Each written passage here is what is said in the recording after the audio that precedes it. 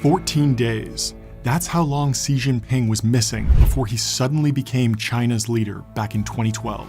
So he got 99.86% of the vote. During this time, he canceled meetings with foreign leaders, and Chinese media refused to comment on the situation. People naturally started to speculate. Perhaps he had been replaced, or thrown in prison, or even assassinated. Government censors blocked search results for his name anywhere on the internet. And then, out of nowhere, he resurfaced. The Chinese Communist Party just acted like nothing had happened, and they appointed him general secretary. Exactly where he was during that 2-week stretch is still unknown to this day, but understanding his journey to become the most powerful man in the world is key to understanding the future of the global world order. Xi Jinping is an enigma in many ways.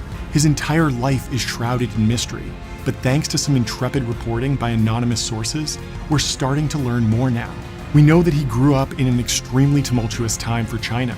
Political power was shifting quickly, and it ultimately tore his family apart. But somehow, Xi remained dedicated to the Chinese Communist Party. To understand why, we have to go back to the 1950s. Mao Zedong was the founder of the People's Republic of China and led the entire country as the chairman of the Chinese Communist Party. Xi's father worked for Chairman Mao directly as Secretary for Industrial Affairs. This was a very important role, and it allowed their family to live in a part of town reserved for party officials. The neighborhood was gated and had security patrolling the entrance. The government paid for nannies and housekeepers, and the accommodations were luxurious. Xi Jinping was born in that private Beijing neighborhood in 1953. Although he wasn't directly in line for a political position, he was practically royalty. His father was critical to the founding of Chairman Mao's empire and was routinely featured in party propaganda. Mao had successfully unified China and ended the so-called century of humiliation that came before it.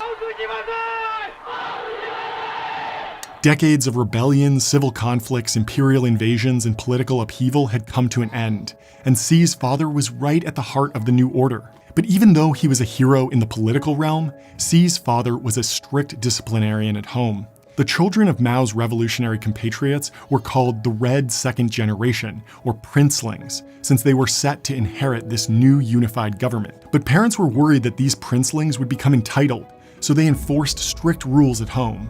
Not much is known about Xi's mother. She's still alive today at over 90 years old, and Xi keeps a picture of her on his desk, but reports show that she's kept a low profile on purpose. Xi didn't spend much time with his parents growing up, because he went to an exclusive boarding school. But his time living a fancy life as part of the political elite wouldn't last long.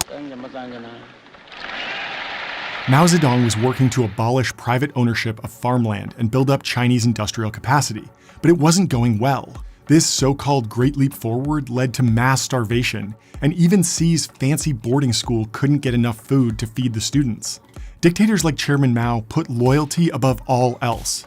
It didn't matter if people were dying left and right, as long as they could still rule with an iron fist. Anyone who questioned Mao's plan was swiftly dealt with, and Xi's father was no exception. His father had written a novel about the Chinese Civil War, and in the process been critical of Mao's leadership. So in 1962, he was removed from government and put on house arrest. Mao had to be sure that Xi's father would never question his authority again, so he sent him to a labor camp to live out his days in poverty. This was just the start of a broader consolidation of political power, though. The late 1960s brought the Cultural Revolution, and with it, broad attacks on anyone who questioned China's new socialist doctrine. Teachers were shamed for allowing free thought. People were beaten, tortured, and even killed. Even though Xi Jinping was still just a boy, he was brutally punished for his father's sins. Mao loyalists brought Xi to a courtyard in Beijing to shame him. The crowd chanted slogans about how dishonorable he had been, and even forced his mother to participate in the public denunciation. These Mao loyalists were called Red Guards, and they would stop at nothing to enforce compliance with the new political regime. They broke into Xi's boarding school and dragged the teachers into the street. They even built makeshift prisons to lock people up. It was a horrible time for the country, and Xi's family was suffering. His older half-sister took her own life because of the stress it caused her, and in later accounts, Xi has said that he thought he might die too. At age 14, Xi was locked in a detention center and left to starve. One night, he managed to run away and make it home to his mom to ask for some food, but the risk of getting caught was simply too high, so his own mother had to turn him into the authorities. This kind of chaos was unsustainable, even under Chairman Mao's authoritarian rule, so something had to be done. The solution was to send young people out of the cities and into the farmlands to learn the virtues of hard labor from ordinary peasants. Xi was only 15 when he was sent to a tiny village to start working, but surprisingly, he remembers this time fondly. For Xi, it was an opportunity for personal growth and a chance to become a stronger man. Survival in Beijing had become increasingly difficult, so Xi was excited for a new beginning, even if it meant leaving his family behind. But his time on the farm was far from his expectations. He was forced to live in a cave with very little to eat, and the locals didn't even like him. He started smoking cigarettes just so that he could take more breaks from the hard work. After only a few months, he couldn't take it anymore, so he escaped and headed back to Beijing. His plan was half-baked though, and he was arrested almost immediately and forced to build sewers throughout the city. 1 year later, he decided to give the countryside another shot. So he headed back to the farm and eventually was able to have an impact on the village. He put his education to use and helped build wells, dams, and new roads. At age 22, he was finally ready to depart, for good this time. From New York, this is ABC News. Good evening. Mao Zedong, the most powerful influence on China since Confucius, has died at the age of 82. This was a really critical turning point for China. Chairman Mao died in 1976, bringing the Cultural Revolution to an end. Finally, the mark on Xi's family could be lifted and everyone could reunite. The young princelings were back in the political elite, so most of them started celebrating. They drank and partied, but not Xi Jinping. You would think that after watching Mao's Cultural Revolution destroy his entire childhood, Xi would reject the Communist Party, but he did the exact opposite. Xi never wanted to be in that position again, so he started working to gain political power. He had seen firsthand the helplessness of political outsiders, and so he had to double down on the Communist Party. The CCP still had complete control over China, but it was the leader of the party who had the real power. Xi Jinping would need to climb the ranks and reach the top to fulfill his mission. In 1975, he managed to earn admission to a university to go study chemical engineering. The Chinese academic system had been gutted during the Cultural Revolution, and nearly every class had been restructured to teach the writings of Mao Zedong. Getting into a good university was no longer about getting good grades and passing the entrance exams.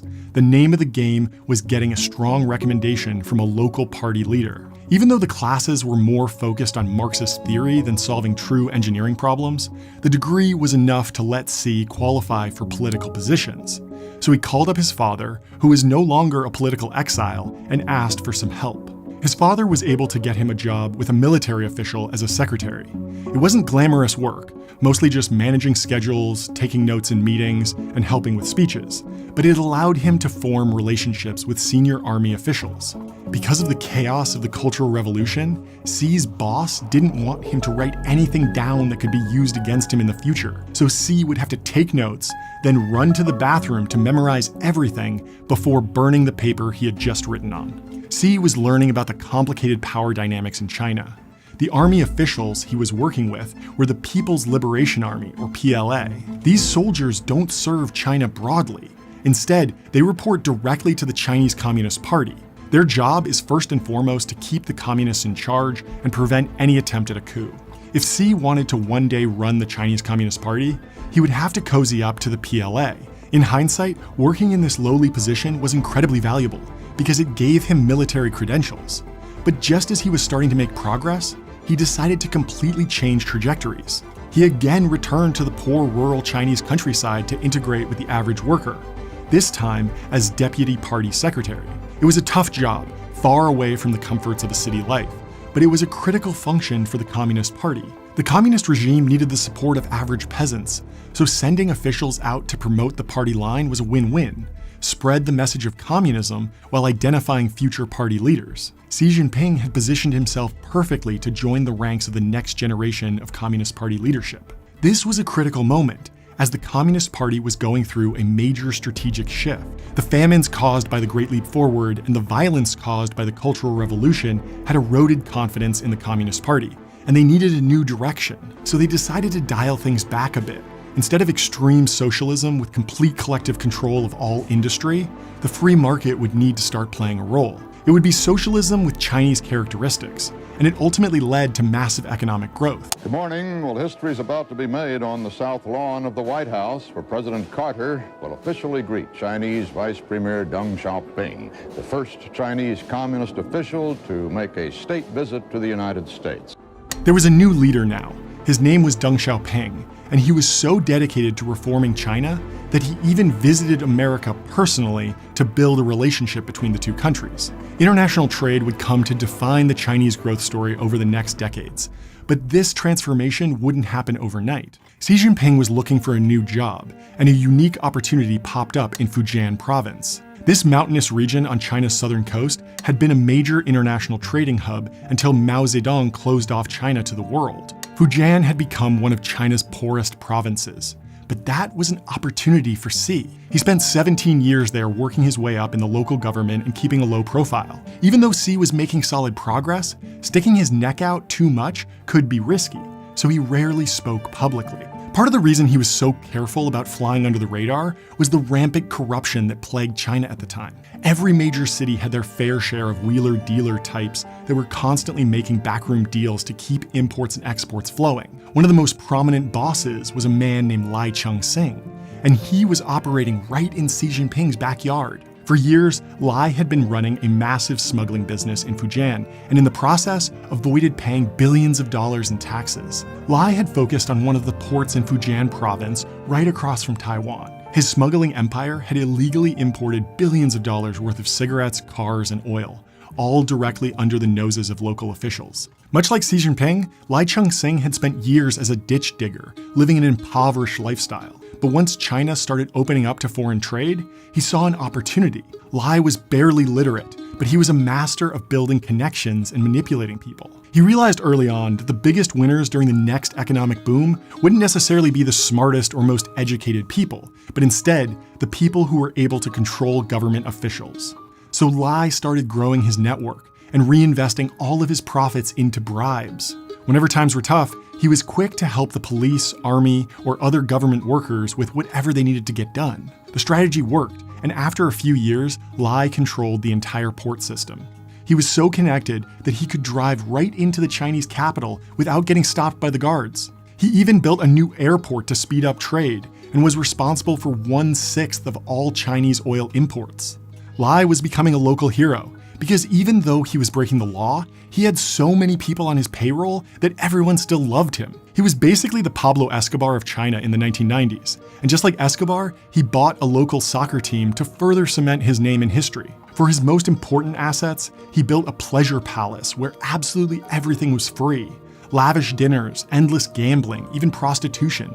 Anything was possible at Lai's headquarters, and it kept everyone looking the other way on his corrupt practices. Eventually, Lai's fraudulent empire became too big to ignore, so the Chinese government cracked down. They sent investigators to arrest him, but he was tipped off by his local contacts and escaped the country. He sailed to Hong Kong on a boat and then flew to Canada. The corruption scandal resulted in over 150 of his associates getting arrested, and some of them wound up getting the death penalty. Lai claimed that he had done nothing wrong, and the Chinese government was going after him purely for political reasons. He requested political asylum in Canada, but was eventually sent back to China after spending 12 years fighting his case. He was arrested as soon as he landed, and quickly sentenced to life in prison. Even though the Chinese government made an example of Lai, he clearly wasn't the only one doing this type of thing at that time.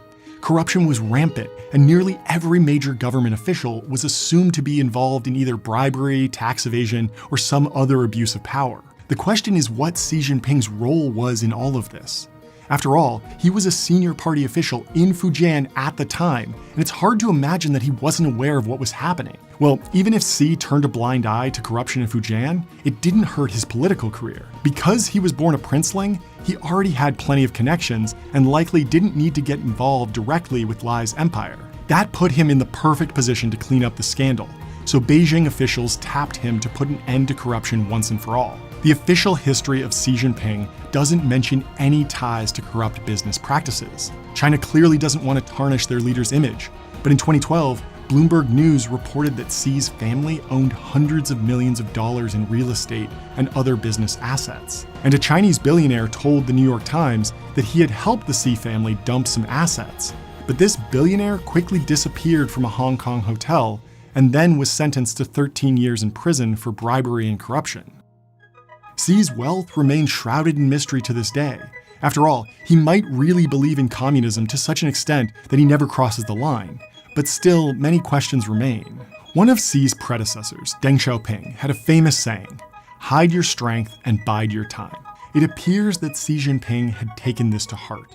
He had always prized power over wealth and had seemingly unending patience. He never overestimated his power, and he never stuck his neck out desperately grasping for more. It served him well because in 2002, Hu Jintao became general secretary and opened up a wave of new opportunities. Xi Jinping had spent 17 years in Fujian, but now it was time to travel north, to Zhejiang. It didn't matter that businessmen were getting rich through corrupt business practices. Xi had his eye on real power, political power, and positioning himself as the anti-corruption leader who the Communist Party could count on was the perfect move. In 2006, Hu Jintao was consolidating power, and that meant getting rid of the current leader in Shanghai. Whenever Chinese leaders remove their challengers, they almost always claim that they're fighting corruption. As the ruling party, the greatest threat we face is corruption. This strategy works great, since nearly everyone is involved in corruption at some level. Xi Jinping was the logical choice to take over in Shanghai, since he had publicly steered clear of corruption and helped clean up the Lai Cheng-sing scandal in Fujian. Most importantly, though, Xi was also a political independent. His loyalty and patience was finally being rewarded. Every 5 years, the Chinese government held a party congress.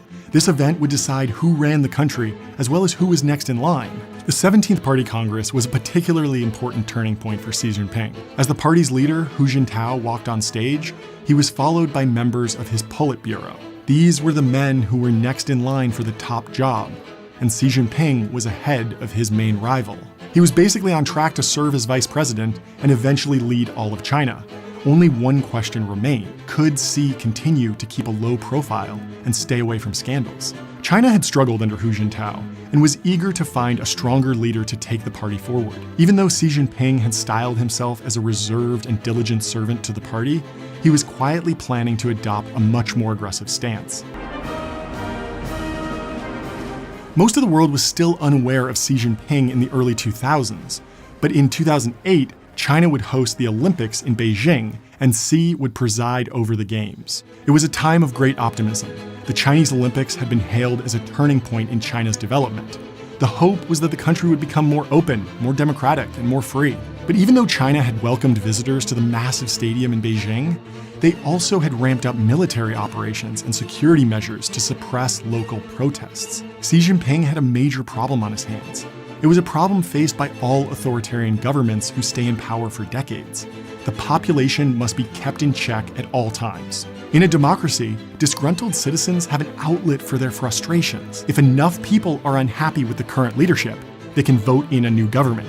The Chinese Communist Party didn't want to give up control under any circumstances, so managing dissent was critical. Either this is the first Arab revolution of the 21st century. Mubarak deposed, Egypt's 18-day revolution. His a theater of the absurd, a murderous clown. In 2011, Joe Biden flew to China to meet with Xi Jinping. They were both serving as vice presidents at the time and were grappling with the global political issues of the day. The Arab Spring had caused massive upheaval in countries like Tunisia, Libya, Egypt, and Yemen. Anti-authoritarian protests had spiraled into violent confrontations and calls for new governments. Xi was clearly worried that something similar could happen in China. After all, the same government corruption that had forced Middle Eastern citizens onto the streets was rampant in China. Government officials had taken bribes and cut corners while construction companies were building schools. These shoddy structures had collapsed during a major earthquake and killed tens of thousands. A Chinese infant formula company had paid off regulators and covered up a tainted batch, which caused thousands of children to develop learning disabilities.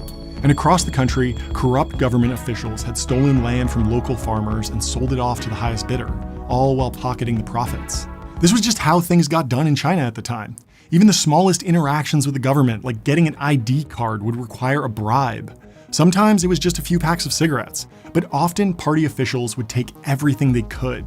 This had been boiling over into a major protest movement.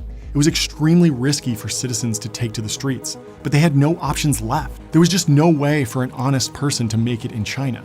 You either had to start a business and bribe the government to get ahead, or work for the party and extort the locals. Xi Jinping knew that China was uniquely vulnerable. He couldn't let the revolutionary ideas of the Arab Spring spread to the Chinese populace. Fortunately for Xi, in addition to being the vice president, he was also serving as the first secretary of the Secretariat. It's a bit of an opaque title, but it gave him much more power and a unique insight into the day-to-day operations of the party's bureaucracy. This role allowed him to learn the inner workings of the party and understand how to actually get things done efficiently. But while Xi was grinding through the bureaucracy and keeping his head down, another man had his sights on becoming China's top dog. His name was Bo Xulai, and he had a very similar upbringing to Xi Jinping. They're both roughly the same age, and they both come from prominent political families. But Bo Xulai wasn't interested in keeping a low profile. He wanted power, and everyone knew it. Bo Xulai was more like a Western politician than others who had come before him. He loved the spotlight, and he had a great sense of humor. He also pushed lots of populist policies and tried to appeal to the largest audience possible. Like Xi, Bo saw that getting tough on corruption was the quickest path to power, but he was too gung-ho about it. His fellow party members could see through his rhetoric and knew that he was arrogant and overly ambitious. Back in 2007, Bo Xulai was serving the party in Chongqing. The city was absolutely massive, but with this scale came tons of problems. Pollution was getting worse every day, and organized crime was running the city. Bo's mission was simple: clean up the city and use that as a platform to gain political power. So he teamed up with a grizzled police chief named Wang Lijun. Together, they purged criminal organizations from the city, and for a time were hailed as saviors. But that wouldn't last. Bo was engaging in his own corruption and feared that he would be caught, so he fled to the American consulate.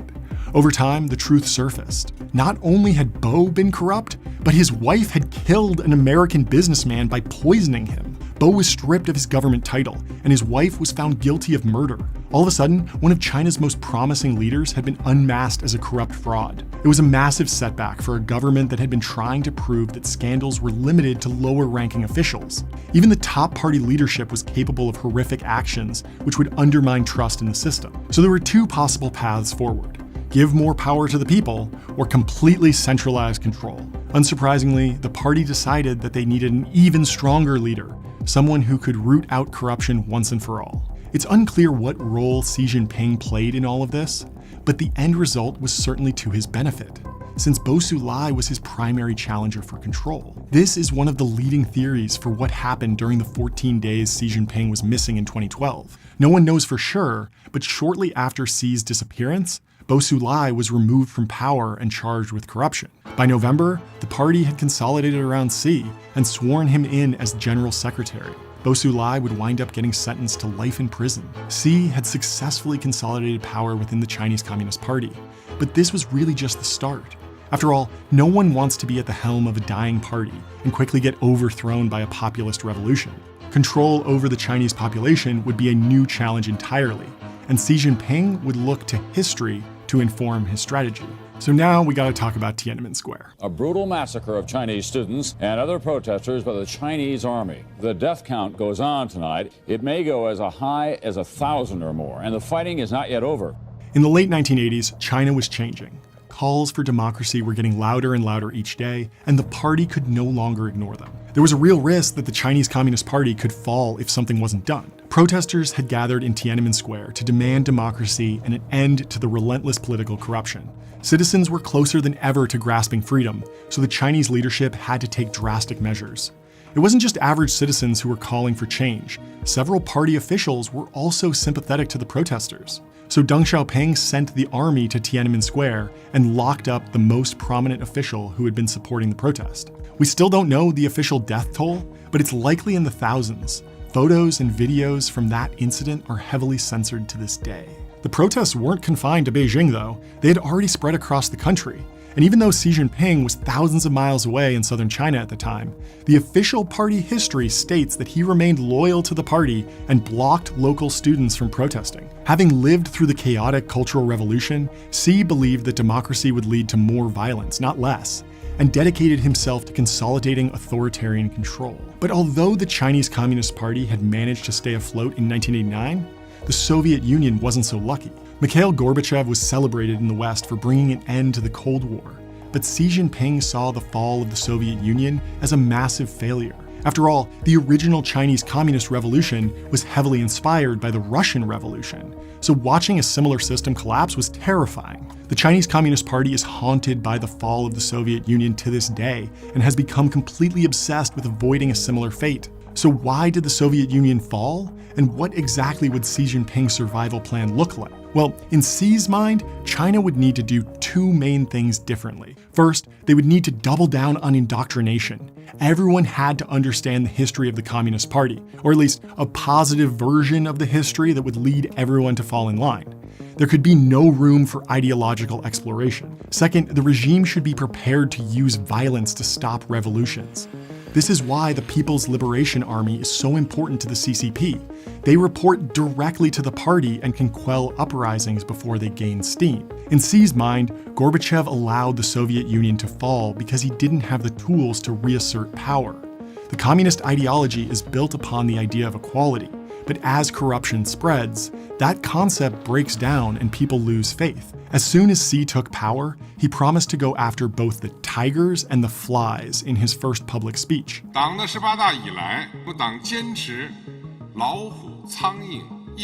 That meant rooting out powerful but corrupt tigers high up in government, as well as the petulant flies engaging in low-level bribery. He didn't just lead the charge himself, though.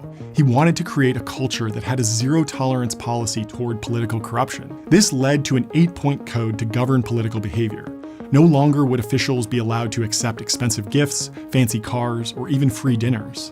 Then Xi made a point to publicize the trial of Bo Xulai. The judge quickly ruled guilty on all counts and handed down a lifetime sentence. This was an important message to send to any would-be challengers. It didn't matter how high up you were in the government, no one was immune to anti-corruption investigations. The purge reached the highest ranks of the Communist Party, people who were normally able to operate with impunity. Members of the Politburo Standing Committee were arrested and charged with abuse of power. High-profile citizens were forced to turn over billions of dollars in assets, and high-ranking military officials were quickly stripped of their ranks. Every time Xi would remove someone for corruption, he would replace them with one of his own people. He understood at a deep level from his time in government how the system worked, so no stone could be left unturned. And although his campaign was ruthless, it was hugely popular with average Chinese citizens. There really was a ton of corruption all throughout China, and nothing could get done without paying bribes. By the time he was done, Xi had identified more than 4 million corrupt people throughout China. This led to a huge improvement in lifestyle for the average worker. Peasants wouldn't need to bribe officials anymore to get basic assistance from the government. But this created a new problem. The wealthy Chinese elite started to hate Xi Jinping. He had taken so much from them. Before, they could relax and enjoy a steady stream of profits from their unscrupulous business practices. But now those cash flows had dried up, and no one was safe from investigation. He had to get these people to fall in line. It wasn't enough to keep the peasants happy and let the elites plan a response. Everyone had to recognize the new leadership. The solution was to codify a new version of the communist doctrine into the party constitution. The vision comes directly from Xi Jinping and is referred to as socialism with Chinese characteristics for a new era. The party now uses a mobile app to ensure that everyone is studying the principles important to the party. The app quizzes people on Xi Jinping thought on a daily basis and is required for party members, university professors, and young students. In order to build out this ideological content pipeline, Xi Jinping needed support. He found his answer in a Chinese scholar named Wang Huning. While China had been turning over massive swaths of the political elite, Wang Huning had somehow managed to remain in his position. He'd served in the government since 1995 and remained committed to the Communist Party. Because Xi Jinping had such a tumultuous childhood, he was never able to develop a strong grasp of political theory or Western philosophy. Wang Huning was able to fill that gap and develop a set of Chinese policies to usher in a new era. Wang Huning had written a book called America Against America, in which he argued that the United States was going to tear itself apart because citizens were granted individual freedoms. This was exactly what Xi Jinping wanted to avoid, so rolling out a comprehensive indoctrination campaign was the next logical step. Political slogans became a cornerstone of this new ideology project. The Belt and Road Initiative, the Chinese Dream, Common Prosperity. Each of these served to solidify the new party vision in the minds of the populace. But unlike in America, where you can choose between Barack Obama's Yes We Can and Donald Trump's Make America Great Again, in China, there was only one option. Non-compliance would be met with swift punishment. The apparatus that Xi had created to fight corruption could now be used as he saw fit, and it wasn't long before he started using it to punish challengers. Even though plenty of corrupt officials had been removed from their positions, many poor villagers were still left empty-handed. Farmlands had been sold off to the highest bidder, and local citizens had no way to reclaim what had been stolen. As protests started to build again, Xi Jinping turned his anti-corruption campaign on the protesters and arrested a local leader on charges of bribery. Corruption was bad, but political dissent was worse. Absolute control was all that mattered. But dragging people out of their homes in the middle of the night is still a last resort.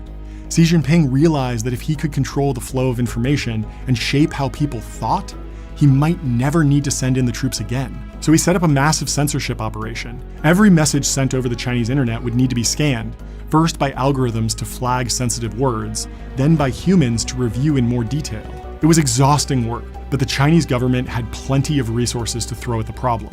They literally employ millions of people now just to censor internet content. And as more and more Chinese citizens gain internet access, the task has only grown in scope. The banned word list is constantly changing and has to include lots of seemingly bland words that could be used to covertly signal dissent. When the internet started really growing in the 1990s, controlling the flow of information seemed like an impossible task. President Bill Clinton even described internet censorship as sort of like trying to nail Jell-O to the wall. But to the Chinese Communist Party, it didn't matter how difficult it was. Free speech and the open internet was a direct threat to authoritarianism. Lots of independent observers had argued that the internet had played a key role in the Arab Spring. Protesters had coordinated on social media sites, and that couldn't be allowed to happen in China. The first stress test of the censorship apparatus came in July of 2011, when 2 high-speed trains crashed. 40 people died, and everyday citizens turned to social media to ask questions about how this could possibly be allowed to happen. But government censors worked tirelessly to shut down the conversation. 120 people spent 3 full days deleting posts about the accident, and the trains were quickly buried in dirt right where the accident happened. Xi Jinping was gaining more and more control over the internet, and he wanted to make it clear to every party official that censorship was a top priority. A secret memo known as Document Number 9 outlined how the new regime would reject the rule of law and the West's idea of journalism. The crackdown expanded to famous newspapers, popular bloggers, even actors and lawyers started to disappear from the internet. Anyone who felt comfortable criticizing the government and had a decent following needed to be controlled. The goal was to get everyone to fall in line with the ideological goals of the Chinese Communist Party, specifically around the idea of national rejuvenation. This refers to Xi Jinping's goal of Chinese supremacy. Everyone in the country needs to be working to improve China directly, and that means following strict social norms. Women should get married and have babies. Men should be strong and stop playing video games. Anything that violates the idea of traditional family values is censored, and so is talking about Xi Jinping directly. A student was actually sent to jail for 6 months just for posting a picture of Winnie the Pooh. And this line is extremely blurry. There isn't a law written down somewhere about how to speak about government leaders.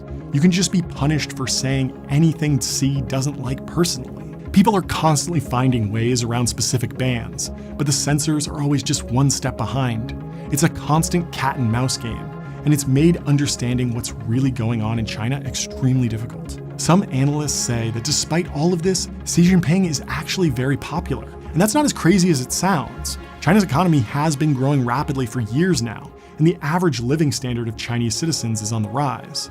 If the alternative is chaos and corruption, censorship might seem acceptable to many people. The Chinese censorship machine isn't stagnating though.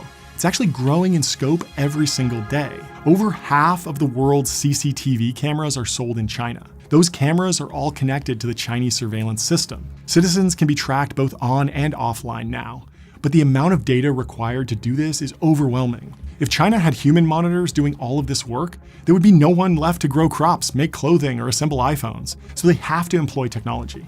Artificial intelligence is the only way to scan every text message, image, and video uploaded to the internet, so that's where China is investing most heavily. In 2018, Xi Jinping faced a problem. the Constitution had a 2-term limit on leadership, so he would have to step down in 2022. So he changed the Constitution to allow him to rule for life. A big change to the structure of the government like that would normally be met with heated debate online, but the censors made sure that only positive comments survived online for more than a few seconds. The censorship was so all-encompassing that you couldn't even search for the term disagree. Support for Xi Jinping was the only acceptable opinion. The censorship also extends to areas you would think would align with the Chinese Communist Party's interests. Topics like socialism, trade unions, and workers' movements are all banned. That's because even though the government markets itself as communist, what they really care about is complete authoritarian control. They can't allow smaller groups to organize and start making demands, because that could undermine their power. Even though Marxism lies at the core of Xi Jinping thought, discussion of the topic is tightly controlled. Ideas that seemingly align with the goals of the Chinese Communist Party can only be disseminated through propaganda. Individuals who spread messages of workers' rights are quickly silenced. This practice was made evident during a workers' protest in 2018. No journalists were allowed to report on what was going on independently. Xi Jinping declared that the media must pledge absolute loyalty to the Communist Party and only print stories directly from China's state news agency. When questioned about his absolute control of the media, Xi and his fellow party members have pointed out that American media is politically biased as well. They argue that this is merely the status quo. But even though Fox News may lean right and MSNBC may lean left, at least America has opposing viewpoints. In China, there's no room for a difference of opinion.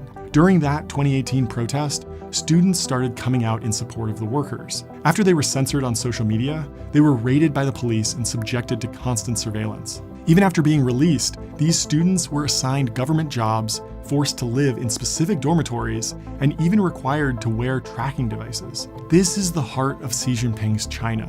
A government that claims to serve the peasants and workers clearly doesn't care about individual rights or freedoms. All the talk about the plight of the worker is merely propaganda. The real goal of the CCP is maintaining social stability and their own power. Xi Jinping will do anything to maintain control. He's imprisoned hundreds of journalists, shut down human rights lawyers, and repressed religious groups. Everyone thought it would be impossible to build such an all-encompassing surveillance state in the internet era, but Xi accomplished it by gradually ramping up restrictions over time. The watchful eye of the Communist Party reaches every corner of China, but nowhere is it more ever present than in the rural province of Xinjiang. The Uyghurs. They're a mostly Muslim ethnic minority. Carcerer has dismissed as fake news, currently detained in the Xinjiang is the home of the Uyghur Muslims, a small minority who speak a language that's actually closer to Turkish than Mandarin Chinese. There are roughly 12 million Uyghur Muslims living there, and for decades, the Communist Party has been pushing them harder and harder to assimilate. Xi Jinping has a metaphor that he likes to use to describe his grand vision of Chinese unification. He says that all ethnic groups should be like the seeds of a pomegranate, bound tightly together inside one Chinese nation. Sounds reasonable in theory, but this strategy has led to brutalities I can't even mention here on YouTube. So let's focus on the technology side of how Xi Jinping controls the Uyghurs. It all starts with propaganda. Historically, Xinjiang has been a bit of a battleground state. It wasn't until 1949 that the Communist Party took power and got full control of the territory. Once they did, they immediately started incentivizing Han Chinese to move into the region to help prevent any calls for independence. But that's a story you won't hear on TV in Xinjiang. Chinese propaganda is constantly playing and tells a different story, one of Uyghur slaves that were liberated by the Chinese Communist Party. As attention shifted from televisions to smartphones, so has the focus on the surveillance state. WeChat is the primary communication tool throughout China, and it's also the primary method of control.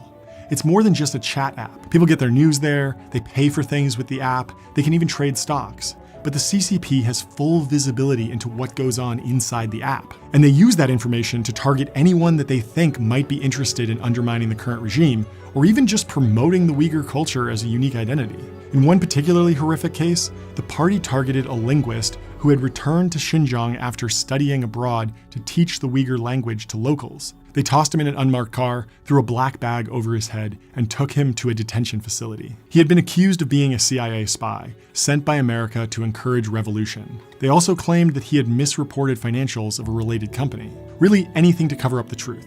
He was being silenced just for continuing to spread the Uyghur language and culture. He was humiliated and tortured before getting sentenced to years in prison for his alleged crimes.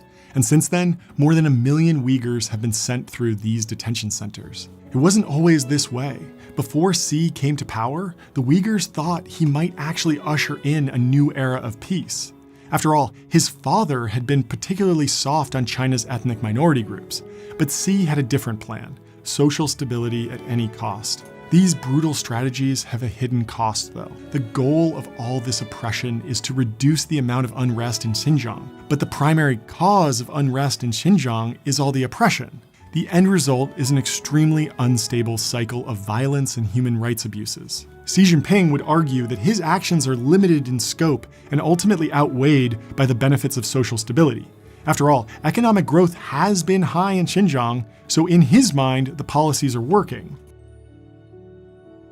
Even though the oppression in Xinjiang has its roots in religious and cultural conflict, economic factors are becoming more and more important. Globalization has led to many American companies having close ties to China.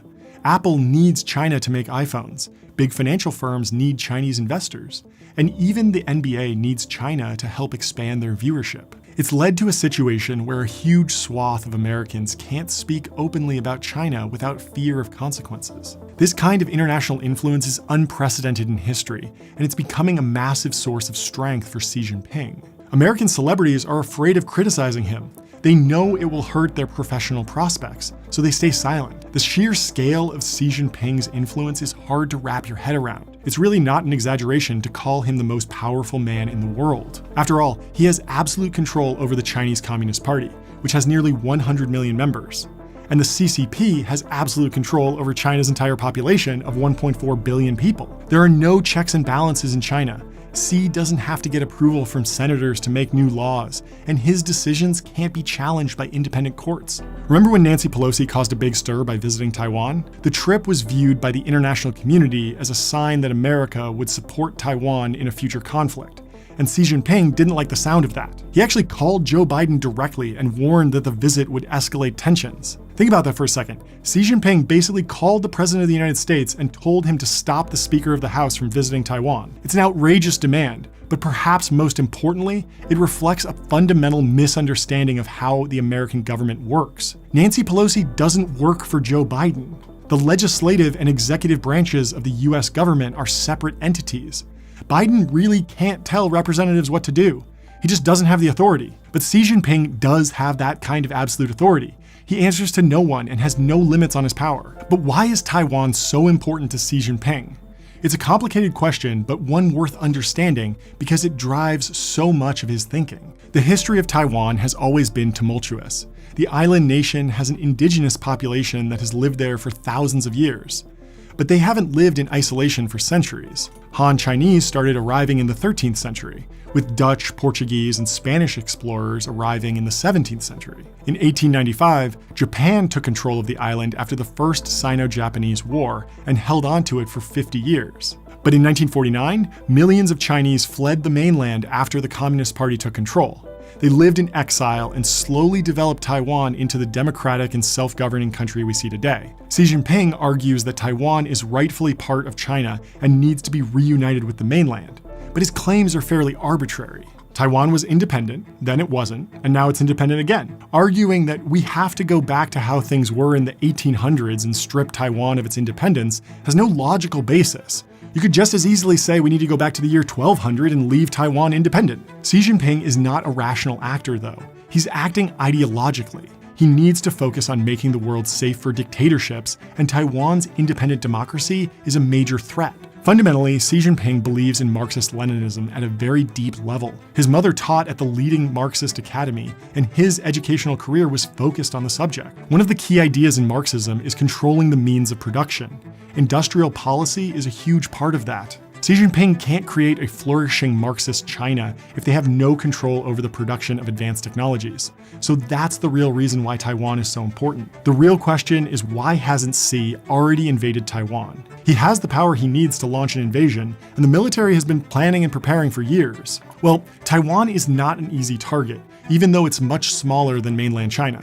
Conditions in the Taiwan Strait are treacherous, the beaches are heavily fortified, and the Taiwanese military has built up ground defenses for years. Joe Biden has also continually made statements that America will defend Taiwan from unprovoked invasions. So for now, Xi is biding his time, building up his military and waiting until there is an opportune moment. But he's also had other problems to deal with for the last 2 years. COVID has presented new challenges and, unexpectedly, new opportunities for Xi Jinping. When the virus first broke out in Wuhan, Xi tried to sweep it under the rug. His internet censors blocked any mention of the virus, and even doctors with first-hand experience were silenced. This policy backfired, though, and it quickly became clear that the virus was going to spread across the globe.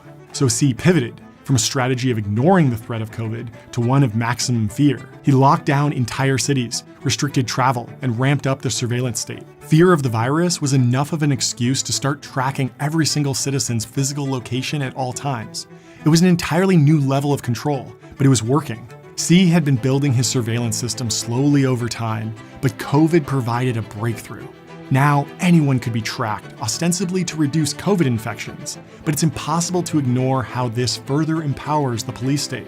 As draconian as the zero COVID policy was, it did work, at least for a few years. The lockdowns prevented the virus from spreading, but unemployment was on the rise and the economic toll began to climb. During the Shanghai lockdowns, the local economy shrunk 14%, and more young people were out of work. It's important to understand what Xi Jinping was thinking around this time. It was clear that lockdowns hurt economic growth, but this actually wasn't that big of a problem. China had been growing rapidly for decades, and so the population was quite happy with how things were going generally. Yes, obviously these lockdowns were a setback, but average citizens were still looking at the general upward trend and willing to sacrifice for the greater good. There were other factors to consider as well. Compared to the West, China doesn't have the same level of hospital infrastructure.